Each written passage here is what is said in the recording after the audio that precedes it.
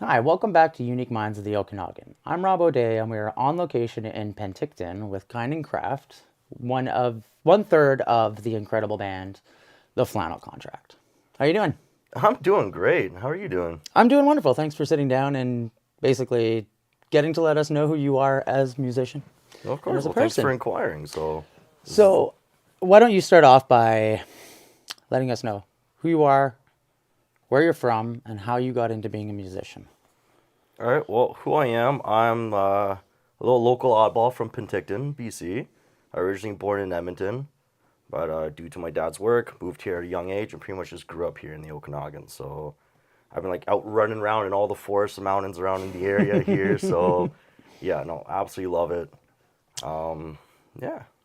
What got you into music? Like, how long have you been a musician for? So I picked up my first instrument at what, maybe 10? And that was the guitar because, my dad, he essentially raised me on bands like anything from Deep Purple to Lamb of God, etc. And he, kind of dinked around the guitar a little bit. I was like, okay, this is cool. I want to try that.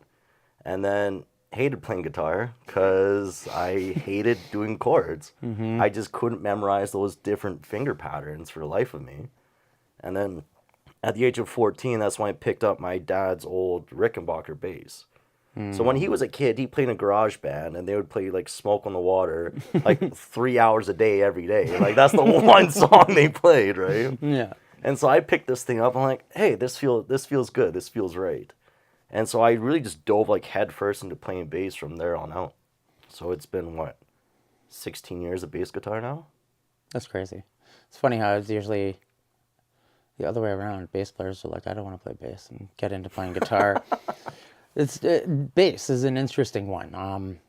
I find most people are gravitate toward drums, guitar, vocals. Yeah. I think bass is the most underrated instrument in the band. And I couldn't agree more. Because you've got like that stereotype of the bass player just chugging along on the root note the Yeah. entire song. Like, look at some of the, the greats, like AC/DC, for example. You're just hitting that root note the whole time. And Yeah. when I really want to take my bass playing to that next level, I was telling myself, anything that someone could do on a guitar, I want to be able to do on a bass. And so, there's this weird full circle moment where I came back and I started playing chords on my bass guitar. So, Right. yeah. Yeah, you finally like realize that you have to do them no matter what. Yeah, right? Yeah, you I can't can't avoid it. avoid I can't avoid these at this point if I want to play music. No, it's funny because like bass is one that has always been. I've always loved bass, but I feel like bass has always got this like stigma on it that people have to play it a specific way, and like you said, you can't play it like a guitar player. But then you see like Les Claypool and Cliff Burton, rest in peace, and Yeah. you see like these bass players who don't have that limit to like, oh, I have to play the root note. It's like, no, follow me.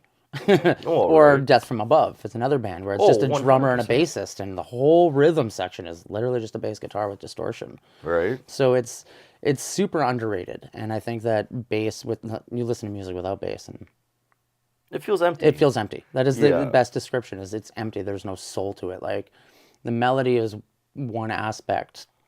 Like guitars bring an element that is unrivaled for sure, but bass, something about it that just that's why they call it drum and bass. You know what I mean? Like since the dawn of time, it's Exactly. in our soul. Well, it's kind of the foundation of music, right? I mean, you think back to like very early humankind.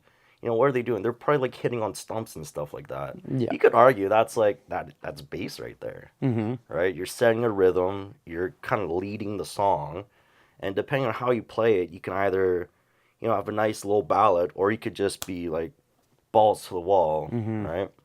No, it's true. I think that that's one aspect of music that I think is really intriguing is how long we've been doing it. Yeah, Like the oldest drums are like I think they said like 10,000 years old, and that's we were insane. pop da pop da pop da pop back then. You know what I mean? So it's kind of a cool concept that we discovered, and initially thousands and thousands of years just down the road where we're creating music with these weird instruments of wood and steel and you know, like for me, I always wonder, like, where did that start? Who was the first person to create a string instrument? And often, like, that progression is just, it's a really unique thing to think about. And then when you are doing it, when you're playing the music, it's another feeling. Like, it's hard to describe with words that energy that you gain and put out when you're playing. Oh, 100%. I mean, okay, I'm gonna go a little blurb here. So I'm a recovering addict, right? Okay. I've done my fair share of drugs in my life. Fair enough. But here's the thing: when you're on stage and you're playing in front of a crowd that's just eating it up, there's no greater high. No. It's just peak euphoria at that point. Yeah, it is. Because you're having fun, they're having fun, and it's this constant exchange of energy that just keeps multiplying. It's, I don't know, it's magical. It is, and especially when, like, I've tried to explain this with, when I had the conversation with Andy a few episodes ago, is that every musician has, like, this spiritual element when they're writing music. And when you find a band or band members, musicians that you work well with, there almost becomes this telepathic aspect between you and your band where Oh yeah. you are able to move through songs without even talking to each other, without thinking about it. It's just a natural emotion that just flows through all of you and it's synced.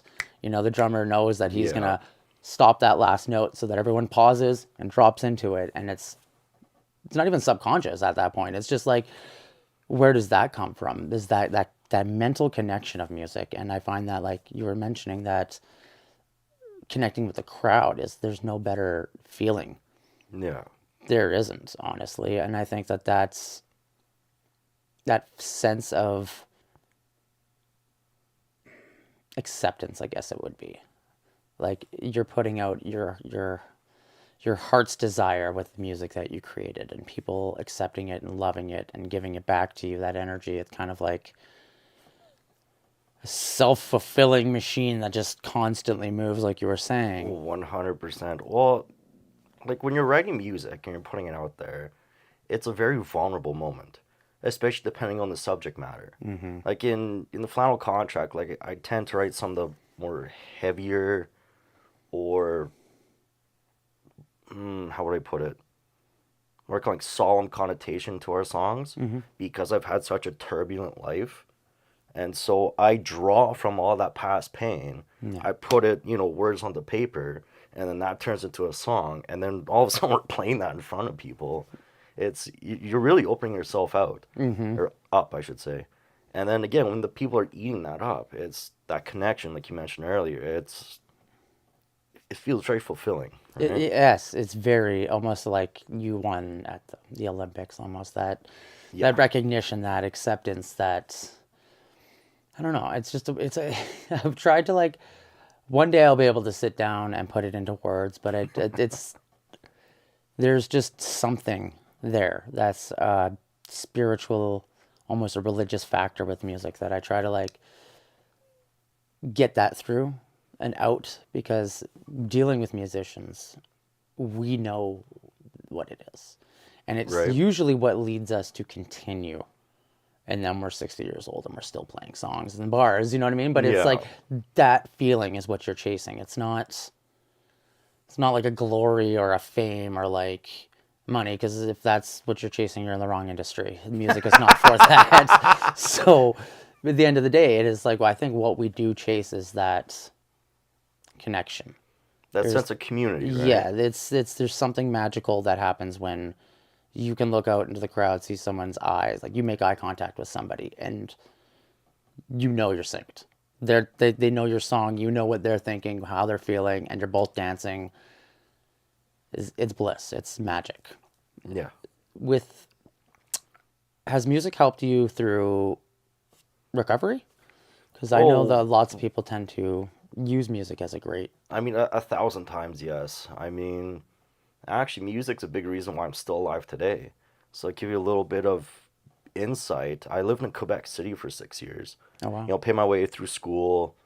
Met a girl. Wasn't the healthiest girl to get into. And I was already kind of dabbling with drugs and various substances at the time. Mm-hmm.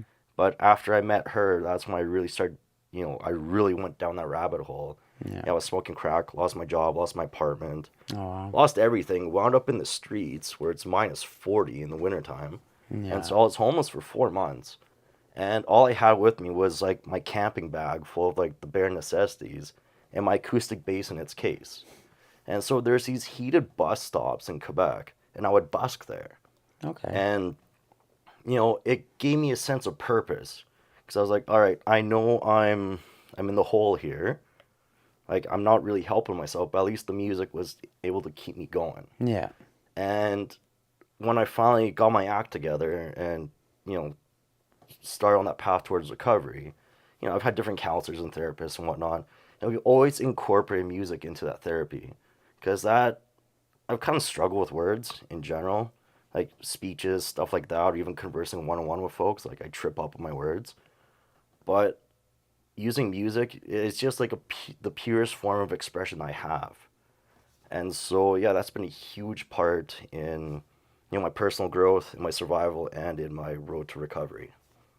Which is, I think that's amazing because, not a lot of people are willing to open up about those kind of things, but to be able to take that, run with it, and like where you are now, right? Like it's pretty cool. It's like, a really cool thing, and I think that the fact that like what was your driving force was that love you have, that connection. Yeah. For music, whether it be an emotional or spiritual thing, that it just kind of keeps you going. And like I can relate to that, and I'm sure a lot of people who do watch that are musicians will relate to that, because most of us deal with depression, most of us have dealt with addiction, just kind of a natural running thing with artists, I feel. Right. It's Well, like because we tend to be a lot more sensitive to the world too. And so, we take in a lot of the good, but we also take in a lot of the bad. And the human brain's wired to latch onto the negative stuff, right? Yeah. So here we are, these emotional beings being thrown to the shark tank, so to speak. Yep. And so it's very easy, like you said, to fall into depression or any slew of mental health disorders or addiction, etc., right? Yeah. I mean, It is very true. And it's like, I've known you for years, but never got to sit down and have that one-on-one like we are now. So to learn that, and then to see that you've also helped with the community with addiction and mental illness, is kind of a cool full circle moment that you went from like repairing yourself and learning how to cope with it yourself to helping other people, and still managed to be one of the happiest go lucky people I've ever met, which is pretty mind blowing to me. I appreciate that. It's really cool, because this is why I love being a musician. Is like I've known Harley since quite literally birth. We're born on the same day. I'm 6 hours older than Harley. I have a photo of the same us side by side, right? Right. So getting through Harley, meeting you guys, and Chris is an amazing person. You're an amazing person, and to see that it's just this. I don't know, something about the Okanagan. There's just something magical here with our creatives. We're all so synced. We're also like friendly towards each other. And we've all had such like, I don't want to say like tumultuous upbringings, but a lot of people that are artists tend to. You don't ever see somebody who is like, unless you're Drake, who is like, Yeah. suburbs, rich, everything, that was like, I have a lot of things that are wrong that I want to write about. No, because there was no struggles to get to that, right? And that's where I feel like the best music comes from people who struggle. And if you look at back in time, like you look at Jimi Hendrix, Janis Joplin, like they all struggled with their own personal issues at that time, but wrote music that has lasted for decades. Oh, and probably will they're continue. undying legends, right? Exactly. So when there's always like a negative aspect that, oh, you have issues, it's like those issues make you relatable to the world. Yeah. And also kind of inspiring. Like, how many of us idolized musicians growing up? Oh, I mean, I think we all did. Without even realizing who they were as people, right? So it's that they were a sense of inspiration, which is a weird thing. If you look at it as an adult, you're like, these guys chasing their dream and aren't doing anything with their lives are what inspires me to be a musician. But I find that like watching you guys grow has been an amazing experience from like I want to say 3 years ago, 2 years ago when we did our first show together in Kelowna Yeah, to that's right. Yeah. to That now, was a couple and years now. the sound has not only, I don't want to say getting better because it's great music, but it's like you can see that you guys have come as a whole. Like you're starting to, We found our pocket. you found your sound, you found your pocket, you know where you guys are comfortable, what you're comfortable writing and what doing. And musically, it's amazing. And then you guys have this live performance that is unbelievably fun to watch. You're high energy, you're all dancing. Chris is a complete gong show on stage. I love it. It's my favorite thing. Oh, he's incredible. I mean, whether he's playing guitar under his leg Yep. or behind his back, Yep. or sometimes he'll just bust out and drag. Sometimes I was stage. just gonna say my favorite performance to this day is at Slackwater for the fundraiser, and you guys did the Bananas remake or whatever, the Gwen Stefani. Oh yeah, with Rainbow Kin Surprise little Oh mashup my! there. It is still today my favorite song, and I think about it all the time. It's just hilarious, and it was so well done. And it's just like the confidence. It's not even confidence because it's just like when you know you guys as a band, you know that it's entertainment, it's fun. There's a comedic factor in the sense that like Harley still to this day does his standing up and drumming. That was always a joke to me, as like other drummers would do that. You know what I mean? It's like it's funny, but it brings such a beautiful element where every other band around here is so serious that it's like almost hard to deal with sometimes. So like you guys just gotta like loosen up a bit and enjoy the fact that you're just people making music, and you guys take that to such a perfect, like the perfect aspect is the perfect blend of good music, good people, and perfect entertainment. Which Well, at the end of the day, I think our mission is, to have fun, and for people to have fun with us. yes, Right? and I think you guys Like accomplished a that. lot of our lyrics, even on like some of the more kind of like hardcore kind of songs, there's still a lot of like tongue in cheek verses in there. It's like, did you pick that up? Mm-hmm. And on stage, like Chris is in his drag half the time. I play my boxers. I was and gonna my say, you're vest. playing Like mostly I'm playing in- half naked. And I mean, sax, isn't it? Isn't it? That's like you're mostly always wearing sax because he's trying to get the sponsorship. Yeah. So, I like that's what I mean. It's you guys have such a unique element versus a lot of the other bands. I think there's only a handful of bands that I could say that would be on the same like wavelength where they encompass all aspects of entertainment, not just the music, but like the theater, the comedy. Would be like Farm is another one. They're incredible. And they're really cool. Yeah, and like Lucas is an amazing dude, and Tegan, I believe his name is, an amazing drummer. Yeah. I can never remember the guitar player's name, but like they're super talented. But like Lucas brings that comedy because he himself is a very ridiculously funny person. Oh, he's an absolute goofball. Yeah, so and that's what makes you love them almost more. Like if you guys were a serious band, I don't think it would translate as well. In the sense that like if you guys were so high on yourselves, like we're the Flannel Contract, but you're not, right? Like you guys are all such humble, down to earth guys, and the music you write kind of makes you loved by whoever sees you, which is kind of like one of my favorite things about watching you guys play is there's no F's given. Like it's what you want to do and you do it well. And like I've always been curious, like this is going to be a question for all of you, but like what's been your personal biggest struggle in this band? Because I know every band has like a personal struggle, whether it's the personal, like I have a hard time writing lyrics for Storm the Empire, for example. Like it's really difficult for me. Musically, not. I can write music all the time. Yeah. But it's lyrics, like there's always that little thing. Like that's my personal. I always like to dive into what everybody else has personal issues with. Right. No, I get that. I think my biggest struggle within the Flannel Contract, 'cause as I mentioned earlier, I pull a lot of my inspiration from some of my past pain, and something I'm still working on is to not drown in that. Yeah. if that makes sense. Like lyrically, like sit in that spot and focus on that. Exactly. You know, there's this one song particularly called Drunk Life Butterfly that I wrote, and I wrote this at a time when I was trying to help a friend out. She was a hardcore heroin addict. I was trying to help her get clean. And, you know, having been in a similar position, you know, there's varying degrees to it, but having been in a similar position, gotten myself clean, really wanted to help her out. And so I wrote this song, and every time I sing, especially live, because it's a very screamy song for me. You know, I'm literally just belting that pain on stage, and I can't help but kind of feel a little hiccup. And so, yeah, kind of songs like that, I have to remember just to not drown in it. Or even when I'm writing some of the new stuff, it's like, okay, you're taking what you lived through, or what you're currently going through,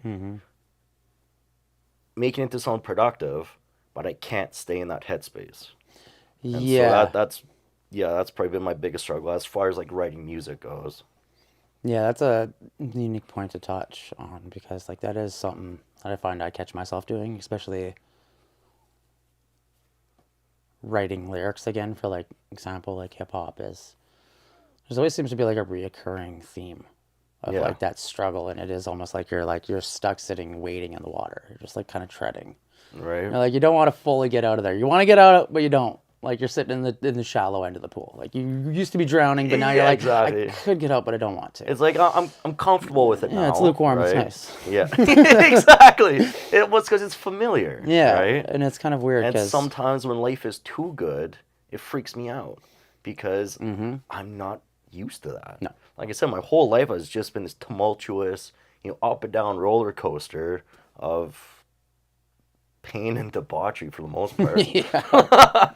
And so, no, where was I going with that?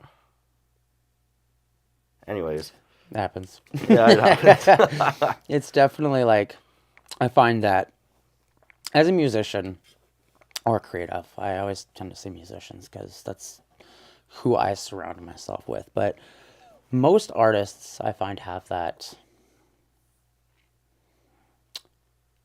reoccurring thing, whether it's heartbreak, pain, depression. It always kind of, like you're saying, if things are too good, it's like, especially for me, I don't know what to write about. Like, I actually have a hard time. Like, I feel that. because I don't know what the hell to do. Like, realistically, I'm like, nothing is wrong right now. Okay. There's no anxiety. You know what I mean? Right. Like, there's something's gonna happen. And then you're sitting on that, it's gonna happen. But, like, sometimes it's just write about that. I find has been like lately I've been writing a lot about the things that I've never wanted to talk about. Oh, You know what I mean? nice. So it's like finally getting it out and being like, all right, like these are my faults. That's where a lot of the time I used to be like touch on that concept, but like full on this is me in raw form, I found has been the most cathartic thing I've ever had. Oh yeah. Well, From, that's a lot like- pressure out, right? It does. It's like I was saying to my cousin the other day is that it feels like a 1,000 pounds of weight off my shoulders, Yeah. just strictly from not having to like hold it in anymore. And it's funny because it's like, what is that you're holding on to? It's not like there's so much weight physically, but there's nothing there, and it's just the weirdest concept to finally like. And then I'm like, what do I write about now? Yeah, right. Like, what do I do now? All right, well, I'm happy. Let's see where this goes. And I think that the duality of needing crisis as a musician is almost needed. Because I see it on almost every interview. It's like the biggest revolutions that have ever happened have been pushed through music. Yeah. Like peace revolution was all through the hippie movement. That was all through music. Woodstock and, Well, it's because I've found in my short 30 years on this planet, there's two things that'll bring people of all communities together. Right? That's either food and music. Yep. Right? If you want to get to know someone, what do they what do they like to eat? What do you like to listen to? Yep. You want to discover new culture. What do they eat? What do they listen to? It's true. Right? You can learn a lot from your peers or anyone if you kind of explore those two things with them. It's true. And it's funny enough because like quite literally that's how peace was made in historical times is you would invite your enemy over for dinner and you would entertain them. Right? Yeah. And that's how treaties were made. And it's music, like musicians, I always touch on this base, is that musicians are like the most glorified of celebrities. Movie stars, yes, people love them, but no one glorifies a movie star as much as they do a musician. Facts. It's just, there's something about musicians, but musicians are the least appreciated of all the art forms when it comes to being paid in Which the is kind of industry. surreal because you think that musicians would be the most relatable. Yes. Because again, like we mentioned earlier, it's that vulnerability in the music and on stage. You know, you can connect with that. And so the fact that, you know, the scales are kind of tipped the other way where musicians are the least paid. Like it's I guess hard to make a career. That's what I Yeah. should have said. I always tend to say the wrong terms, but yes, it's to make a career, a full-time career being a musician is not just being good at music. You have to be a businessman, you have to be a salesman, you have to be a manager, you have to be a traveling band. Like, And you have to be like on top of all the trends, like social media trends and stuff like that too. yep, and Like I think it's a whole tornado of stuff that you it need is. to know. It is, And no one person's good at it all too. no, and that's kind of where I think like the most successful bands you'll see they delegate. Yeah. They hand things out. Like in our band, Andy does all the recordings. He handles making the music good. I handle the bookings and I do the treasury. So I make sure that our money is staying kept and is spent on good things. Norm handles the bookings and emails, and Josh helps me with social media.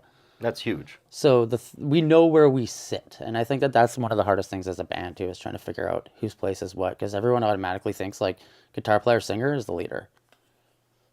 Which isn't always the case. It's not always the case, but even if it is, like maybe songwriting wise, but like as a band, it's a unit. It's a cohesive business. It's not. It's a collaborative effort, right? Yeah, it doesn't. It's not just one player. Like that's where I think it's hard, is trying to find those key players that work well, and that's where when you find your group that works, you end up like becomes almost a relationship, like you're married to your band, and there's no, like, you can't lie to your spouse. You know what I mean? Like you No. you can't steal from your spouse or like hide things from behind them. They're gonna find out. Yeah. Same thing with your band, right? Like if you're hiding emotions or you're secretly trying to boot somebody out, or like it's just like there's a lot that goes into a band that people don't realize, which is why bands have a shelf life of like 2 years. It's either 2 years and you break up, or 10 years and you're finally making it big. Right. I've noticed it's 10 years. That is the length that a band needs to be together, unless they magically break out and somebody finds them and they make it big. It's that 10-year grind is really where you see bands have made it past the breakup stage, past the detrimental stages, and they've become that business. It's that well-greased machine that's moving. Yeah. And I think that you see it in the bands that are the longest. 10 years ago, I'm trying to think of which band. For example, While She Sleeps. 10 years ago was probably, they were probably just coming out. Now they're just hitting North America. Like, they've been big for a while, Oh yeah, they've but been they're around. just hitting North America now for their first time, like Canada and stuff. So it takes a long grind. It's not just like, oh, we're gonna make it big. Like, Yeah, it's not like in the '80s where you can grab your dumb little demo mixtape. yeah, and hand bring it to to a somebody. radio It doesn't work like station. that. No. And that's where I think like the culture change from us growing up as musicians to what it is today. Like, yeah, you see like these young kids blowing up with a song they recorded on their iPhone, but which is weird to me because the video is getting it taken out. It's not even the music content. Like, it Right. could be a terrible song, but because they made a video to it. So I mean, video goes viral. Yeah. Then the audio Yeah. goes viral. Like a lot of these, like you mentioned, a lot of these newer artists, they get big because all of a sudden one of their songs is a hit on like TikTok Mm-hmm. or on Instagram, just because people keep reusing the song. Yeah. Well, that happened literally to me. A couple months ago, I opened up my DistroKid for my I hip saw hop. your post about that. I had 2.3 million streams on 5 songs. One song had 1.5, and I was just like, You're like, when did this happen? What is this from? Where did this Yeah. happen? And still to this day, I'm like, I have no clue where the reels Which, are. congrats, by the way. Thank you. I That's appreciate it. wicked. It was just super random, right? But it's like, that's what you don't even realize when one's going to take off or what it is. But like, the thing is, get it out there. Like, my biggest problem is always holding on to my music and not releasing it. Oh, yeah. Right? Like, and then it's just like, you have nothing to show for it. And you're like, yeah, I've spent 20 years writing music. It's like, well, but where is it? So I've kind of like had this internal like crunch to, it doesn't matter the production value. If it sounds good, get it out. Yeah. Because you can always write another song. You can always do another song. Just don't worry too much about what the industry standard is, what people want you to be as a musician, and just do what you love, but just get it out there. I think that's key. Well, especially in this digital age, right? Yeah. Because, you got to get on streaming services. You have to have that social media presence in order to promote your new songs. And that's the hardest thing, too. It's just, come listen to me. Everyone's begging to be listened to right now. Do you guys find that difficult to deal with? Because now you guys are starting to expand out, because you had when did you guys release your music on Spotify? So Recently, we've released 3 singles over the last summer. Okay. And so we're just on the cusp of finishing our first full 10-song album here. How's that going? Really, really exciting. It's been a fun journey. That different mindset for playing on stage versus in the studio. It's a whole different ball game, but it's fun in its own right. It's a weird Because here you are really trying to fine tune your craft, right? Now you get to make it what people hear. Yeah. Live is one thing. It's live. You can have fun with it. You can be sloppy. Yeah, you can sound terrible live, and people are still gonna love it because it's live. But to create that magic in studio, do you find that you're extremely hard on yourself? Oh, 100%. Well, that's been a recurring thing for years and years. Yeah, it's so difficult to sit in studio and listen to yourself and not be like, you suck. Well, especially vocally, because when Flannel Contract started, we actually started at these open mics that were had here in town. Rest in peace, Wild Scallion. Yes. So that's where the Flannel Contract started up. And back then we sounded like nails on the chalkboard. That's where it started. We were rough, but that's where we met, and that's where we decided to, start building this band. Yeah. And to see the progression from then, 4 or 5 years ago to now, we're in the studio, we're really focusing on releasing stuff, we're trying to build this presence, we're trying to get known.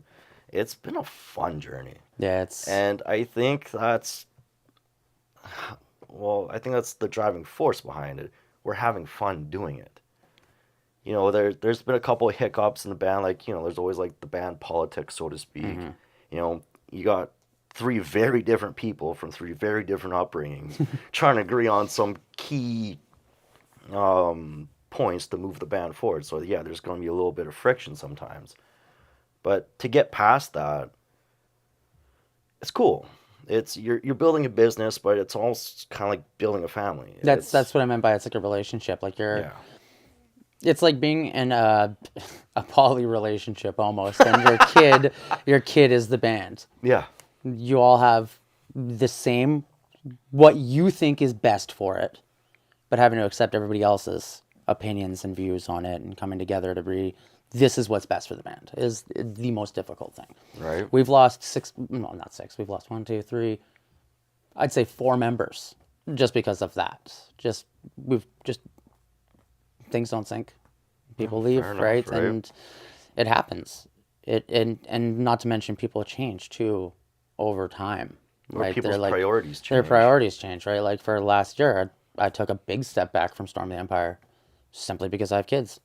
The boys knew that. They took over the extra weight that was needed to be carried. But I was there when I was needed. But before then, I was doing all the bookings. I was doing all this. It was a lot, to the point where we were gone every weekend, and Mega's basically watching the kids. So it became a very difficult thing to balance that. I want the band to be successful, and I know that we have to push and tour and travel and be on the road, but I also want to be home with my family and doing the family thing, because that's my priorities now, is teaching my kids to play instruments so that I can go to their shows when they're older. It's called investing in the future. It is investing, basically. It's just kind of, you're secretly going to live through my dreams. Yeah, right. But they just, I don't know, there's just, as you grow, it's too like I have a hard. I often think of like what it'd be like being back with my first band, and like if we were to have stayed together, would we still be as connected as we are today? Like Harley and JP, like we're still great friends. Yeah. But I guarantee if we would have stayed together as a band for any longer than we did, none of us would talk any further. Like it took a long time for Harley and JP to talk.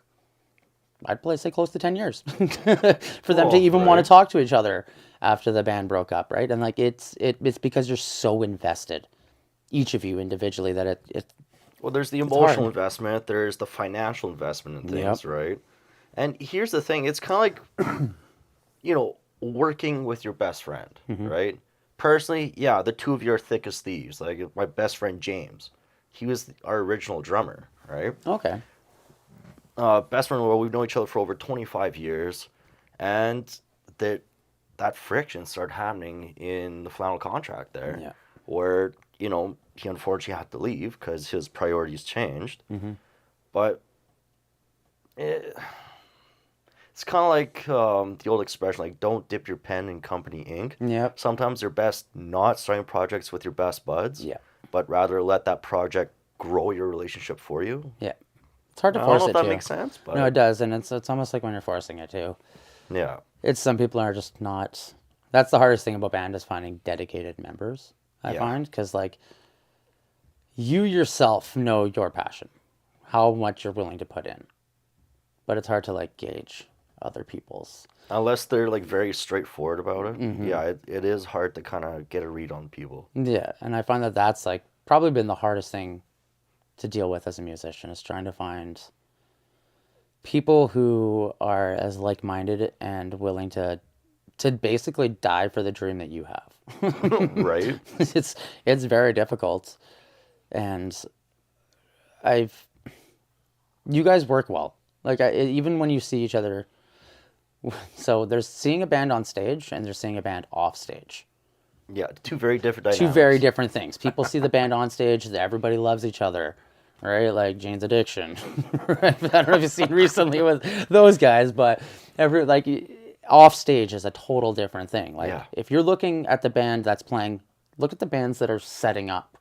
Look at their dynamic and how they're talking to each other, how the energy is flowing through the band. Right? Are Like they working together or are they working against each are their other? shoulders Like, cold, like not even sitting at the same table kind of thing. You can pick up a lot on just watching a band off stage oh yeah. and then watch their personality change as soon as they hit the stage. They're playing a character. They're not them. Yeah, That that is a mask is show. on. Yeah. And that's what's funny because a lot of people think, "Oh, well, that band's doing really good and successful," and like behind the scenes, they're choking each other. Like Right? they hate each other. That happens quite often, and that's it's not a negative thing. It kind of really staples to who's dedicated, who needs to be there, and who doesn't, and it builds that strength, as you said, as a band. Because like if you didn't have friction, There'd be no growth, there's no growth. Like right? I If everything's hunky yeah. dory, you're not growing in life. No, exactly. And I mean, you have to kind of have like if you're all so like-minded, something's got to be wrong. Like unless it's like you're making millions of dollars and you're all going in the right direction together on that mind, something's wrong. There's got to be something Yeah. like it can't.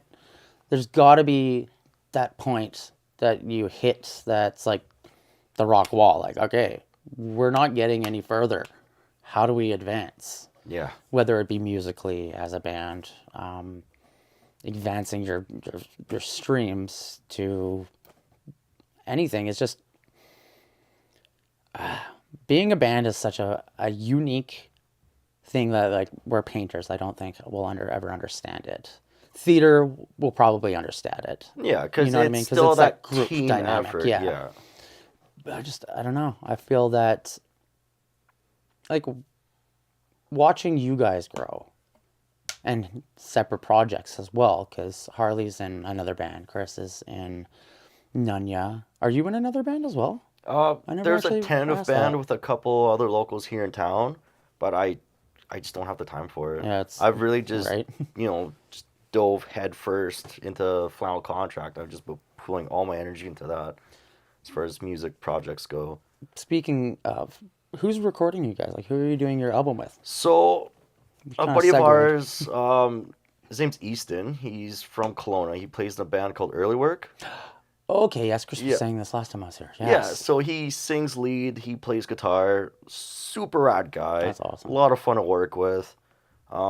Now early work, they're kind of like this pop punky kind of vibe, l- pretty different from what we do, and so there's a little bit concerns kind of like going into it with Easton. However, he just grasps what we're all about. Now, there's actually now that I think about it, there's a lot of parallels between you and Easton. Like the two of you are pretty similar characters. That's awesome. Um, yeah, he's a super wholesome That's guy. funny that you say pop punk, like pop punk rock, pop punk. Like I feel like that would be the best producer for your guys' music, honestly. Oh, okay. I feel like it would be the best because metal is just, you don't want a metal producer to do what you guys do. You want somebody who can make it seem, or make it, pop punk is like the perfect, like production wise, when I hear pop punk and I picture your guys's, I'm like, yeah, that makes sense to me. So Yeah, fair enough. to have him doing it, I think will make it come out really well. And it has come out really well. I mean, he has these little like subtle effects in the background that really gets us thinking like, damn, this is really cool. Well, that's like true, we never right? thought about this. Well, that's because you've been thinking of it as a performer versus as Exactly. like a studio musician. And like when you actually sit down in studio, you have all of the colors to play with. It's not just what Yeah. you've heard the song for the last like 5 years, but like this is what you're presenting. This is going to be your stairway to heaven. Like sit there and take that time to really criticize yourself, but not to the point where it never gets out. That's the hardest thing with any production, is just saying it's done. Whether it's Right. video editing or songwriting, it's very hard to, especially when you get into the studio, to be like, that's done, because there's always going to be something that bugs you. Whether it's, It's that pursuit of perfection, right? it is, and that's really what my favorite songs in history all have mess ups on them. All the old songs don't have, they're not perfect. No, There's- but that's what makes it human, right? And that's exactly like there's something about today's music where I'm bored of, for example, I'm bored of modern metal because it all sounds the same. There's the structure that works now. There's the sound that works. Like there's the production value that everybody thinks is the best, and the structure. So everyone's just sticking to them. And it's become very bland, and it's like eating craft dinner, and I just kind of don't want to do it anymore. No, I That's agree. how I feel, and I feel that that's because they're spending too much time trying to make it perfect and not being human and allowing those flaws to shine, which is what makes music. Like music is meant to be flawed. Well, because the beauty is in the imperfections, Mm-hmm. right? Yeah, it is. It is very, like you listen to symphonies, for example. Do you know how many notes are in like symphonies that I can't stand because they don't sound good, but they work well in the symphony? Because that's just like the law is meant to be broken. Like, there's no structure that you have to follow with music, which is one thing I love about you guys, is you don't have a dedicated genre. You can do whatever the hell you want with your music, and it's flannel. And I think that's what makes you guys unique compared to any of the other bands that are local. Well, yeah, because I mean, every single one of our songs is just so different.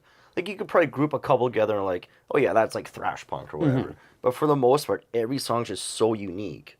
And that, personally, that really plays into how I play bass. Because I have no formal, like, music training or anything.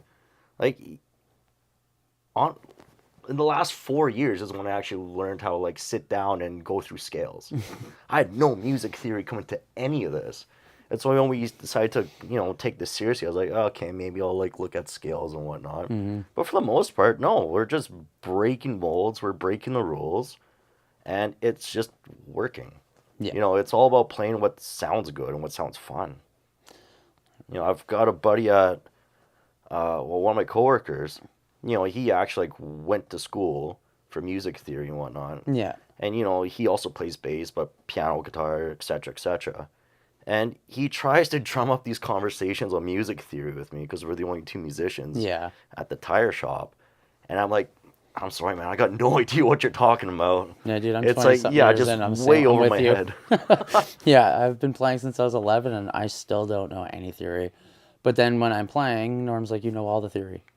Like that. Though you know all your modes, all your scales, you just don't know Yeah. what they're called. And it's like, I don't care what they're called. I just want to write what I like. I don't Right? like. I feel like You write what feels right. yeah, and I feel like working with like our old guitar player Dale, who is like a theory master. It kind of takes away from the music. Like being able to write the music when you're constantly worrying about, oh, well, A minor works perfect with B, and B works with C, but doesn't work with G. It kind And of sucks the soul out it of does. it. It Like, becomes very science, and you're like, well, there's no fun now. Like, who cares if they work together? I'm going to play things that don't work together and they sound good. 'Cause right? that's what music is. It doesn't matter if those scales don't work. Like, music is meant to be music. It's felt, not taught. And that's what I Yeah. hate more than anything is like, oh, you don't know your theory. Like, I don't need to. Who cares? Like, I play 14 instruments, bro, and I could play them all by ear because I learned, because I love music, not Yeah. because I care about the theory. It's a pursuit of passion versus a pursuit of education. Yeah, Right. well, I'm a total geek. Like, ask anybody. I'm constantly trying to learn things, but music is not one of them. Yeah. Sadly, like I'll be the first musician out there to be like, I don't sit down. I don't try and learn new things. Like, I recently started trying to learn sweep picking, and like, I'd love to be one of those guitar players. I'm not going to be. I accepted that a long time ago. I'm just not. I'm good at what I do, and I'm happy with that. And I think that kind of translates through my music. People seem to enjoy it, so cool. That's how I feel. But like, growing as a musician is definitely the hardest thing. Trying to push yourself to learn theory when you don't know theory. Well, what I've That's kind hard. of It's done, like, because I can relate to what you said so hard about, sitting down and trying to learn something new about your instrument. I struggle with that. oh, me too. I'm a finger picking bass player. Yeah. I've had people tell me, well, grab a pick, you'll sound chunkier. I can't. I need to feel the strings. Yeah. Or learn to slap. It's like, I tried, I don't like it. Yeah. Right? But one of the things that I've done to grow as a musician is just jamming with other people. Yes. There's a local musician. He actually teaches music. His name's Jake Evans. Phenomenal guitar and bass player.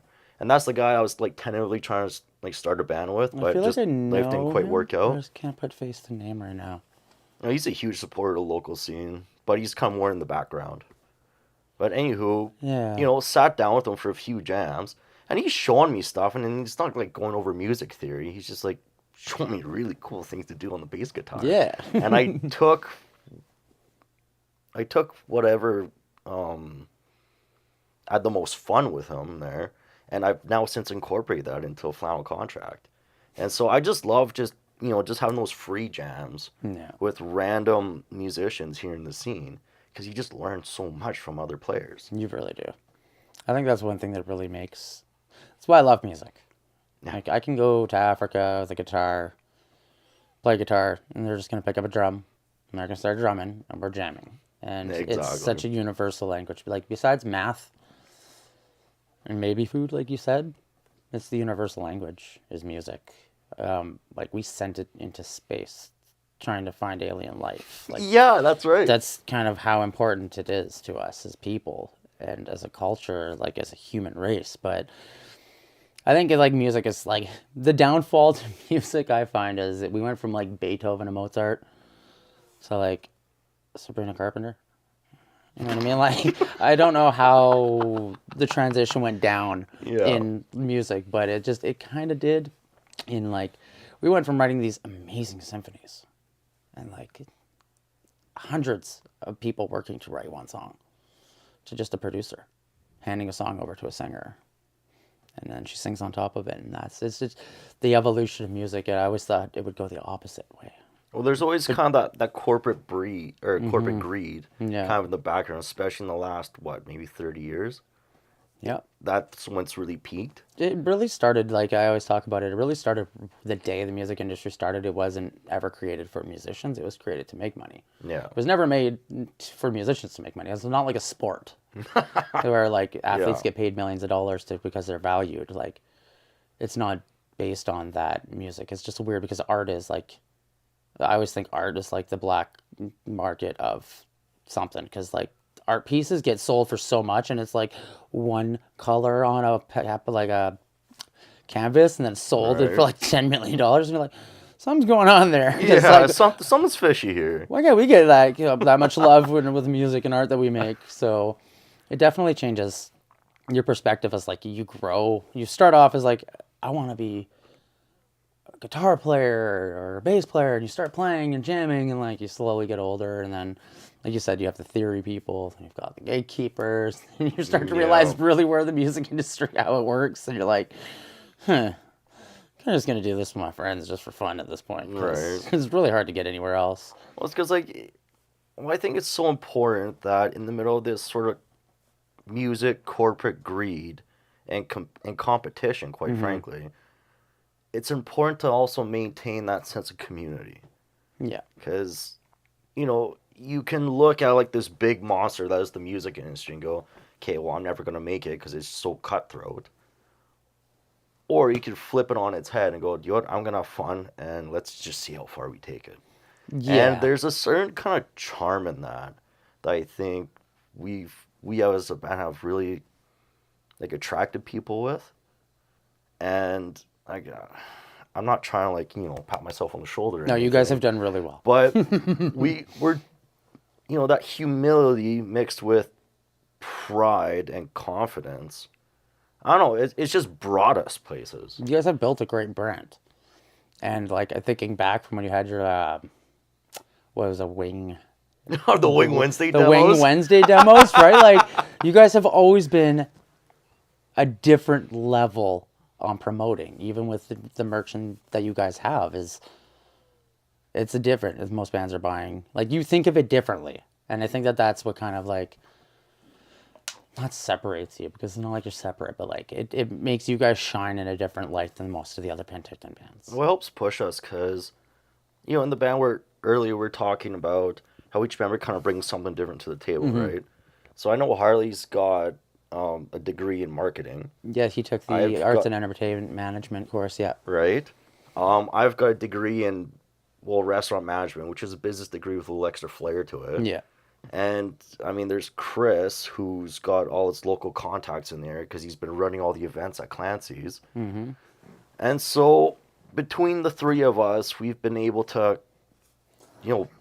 brand ourselves in just a very unique way that doesn't feel so. It's not like butting heads with each other. Yeah. It's been very much a cooperative piece.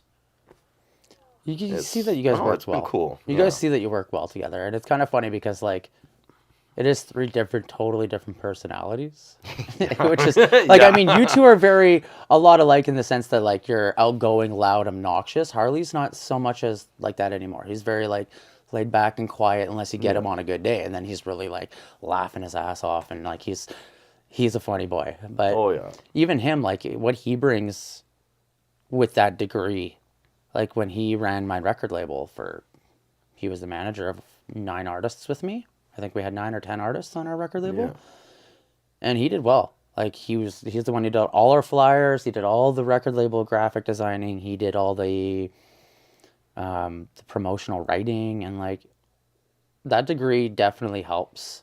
But I think it's the knowledge that he gained then times have changed so differently that you had to adapt to. Like before, it was the actual industry standard.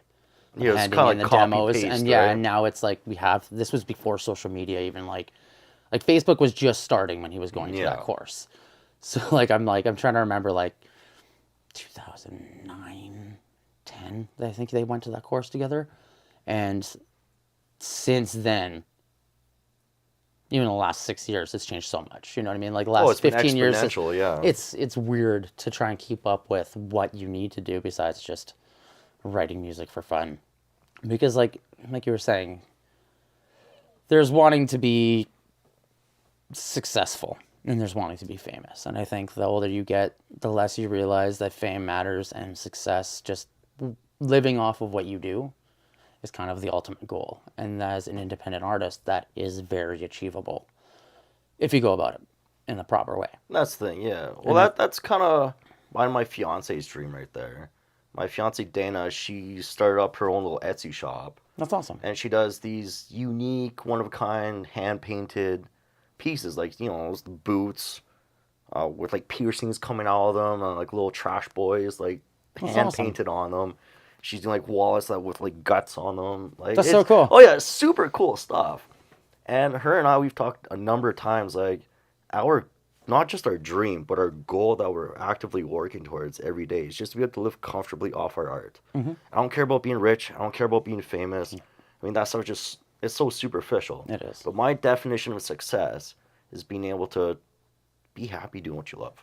And I think that's what really everybody should focus on. Yeah. And I think, yeah, like as I get Because older, life's short, man. it is.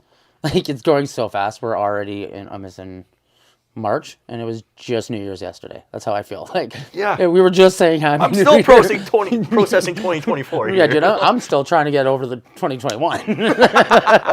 But it's definitely like music has become, for me personally, was always the biggest love, and then I grew a massive hate for it, just because I had that complex of I needed to make it, and not I'm having fun with this, and this is what I want to do. Took me a long time to be like confident with myself as a person to accept that maybe I won't have millions of dollars and live in a mansion, but I will be able to, like, right now, I'm living off of doing what I love. And I think that right there is like, I'm happy with that success, and to transcend that to the band or even like helping friends get to that level is kind of where I'd like to get to. And Well, I think you've, in many ways, you're already kind of there because at least, I won't talk on behalf of my other band members, but myself personally, you've been a huge, not just help, but an influence on us. I appreciate that.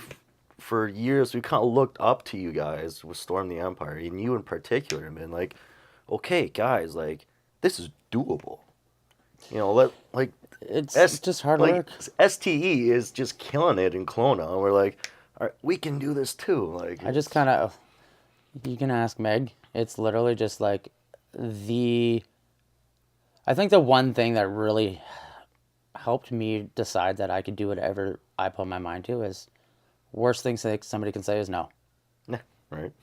And then whatever. They said no. Doesn't change anything.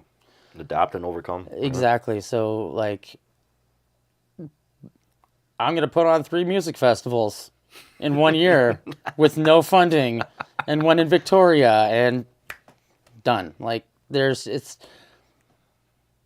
no is the worst thing that can happen. And I think that, like, learning that was such a valuable thing for me, because, like, even when you, like, oh, I want to ask this girl out, like, worst case, she's going to say no, bro. Right. What? Then what? You're in the exact might same be a little position you're butthurt in about for a right bit, now. but, You know what I mean? Like, give it. Like, fuck, pardon me, I'm the one who swore on this episode. I pull myself back. Right? Yeah, it's hard, but like, give it. Go all for it. Like, Yeah, no, just don't hold back. no, like at any age. Like, if I would have grown up not listening, like, I'm sorry, Mom, but like, if I would have listened to what my mom said and went to school and got a degree for engineering that I probably wouldn't have used, and sat there doing nothing, right? Like, a lot of my family members have engineering degrees, and none of them are doing what they're doing. Yeah. I never went to school. I literally just followed my dream. I was poor and broke for 15 years, like, quite literally living check to check and struggling, borrowing money to pay off a different debt. And, like, Yeah. to be able to pay my bills and, like, do what I love, and my kids are happy, my spouse is fed, like, our house is, like, that's success to me. Right. And we're doing it without any of that, like, we need to do what society says. You don't really need to. You just kind of have to really believe in yourself and keep the people who support you around. Yeah. If there is anyone in your circle who has any negative, oh, I don't think you can make it, get rid of them. That energy is going to drag you down more than anything else. And that's hard. Sometimes that's family members. Well, that's Sometimes something I learned best through friends, recovery. right? It's you surround yourself by the people who actually care about you. Yeah. And, anyone who's trying to pull you down or take you back to that place, you gotta cut ties. Yeah. I've got a lot of blood family that I don't even talk to anymore because, you know, I'm the black sheep of the family. I like to and say they I'm the black love sheep. to bring that up. Yeah. And, you know, it's not even about moving forward at that point. It's just constantly being, you know, people trying to drag you down. Yeah. It's funny. And no one needs that. Again, Yeah. life is too short, and sometimes it's shorter for some than others. And I'm not willing to take that risk. It's a good way to say that. You know, I'd rather have a tight circle of really good friends that I can call family, my chosen family, versus, you know, a big circle of people that I kind of know surface level. Yeah. That deep down, maybe they're not really rooting for me. Well, I think that's the actual term "blood is thicker than water" is actually like the blood of thy coven is thicker than the water of thy womb. Yeah. Meaning that the people that you keep around you are your family are closer to you than the blood family that you have. And it's just in time translation changed and it went from that to blood is thicker than water. But It all depends on what society wants. yeah, right? exactly. But like the actual translation means your circle is your coven is closer than your family by blood. And it is my coven is my band, my friends, everything. Right. We've basically hit our point. So if you final question, because I love the conversation went really well. If you could give any advice to an aspiring musician, what would it be? Don't hold back. You know, if you're afraid of being weird, just embrace it. You know, fly that freak flag high, and you'll find your people. Mm-hmm. That's the most important thing you can do. No, Because at the end of the day, it's all about community. It's true. Well, Kynan, I love you, buddy. I Love want to you thank too, you for man. doing this. This has been a great cut talk. It's been an absolute pleasure. It's something I've always wanted to do is get to sit down with you guys and learn. I've known Harley, like I said, and I've known you on and off for years, and we've made a great connection musically as friends, but like to getting to know you guys on a personal level is kind of like something I've always wanted to do. And like last interview, we didn't It get a feels chance long to do overdue, it. yeah. It didn't. We never really got a chance to, and it's amazing. So thank you. Oh, thank you. We'll catch you guys next time.